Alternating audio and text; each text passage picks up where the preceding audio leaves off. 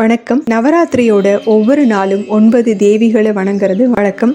அந்த வகையில முதல் நாளான இன்னைக்கு வணங்க வேண்டிய தெய்வம் சைலபுத்ரி. இந்த அம்பாளை வணங்குறதுனால துக்கம் ஏழ்மை அகன்றிடும். அதோட பொருள் ஆயுள் பலமும் விருத்தியாகும். இந்த அம்பாளுக்குரிய ஸ்லோகத்தை இப்ப பார்க்கலாம். வந்தே பாஞ்சீத லாபாய சந்திரார்த்த கிருத சேகரம் விஷாரூடாம் சூளதராம் சைலபுத்ரிம் யசஸ்வினி ஓம் சைலபுத்ரே நமக. இந்த ஸ்லோகத்துக்குரிய பொருளையும் பார்த்திடலாம். வந்தே அப்படின்னா வணங்குகின்றேன். பாஞ்சீத லாபாய அப்படின்னா நாம என்ன வரங்கள் அவகிட்ட கேட்டாலும் அந்த கருணையோடு கொடுக்கக்கூடியவள்.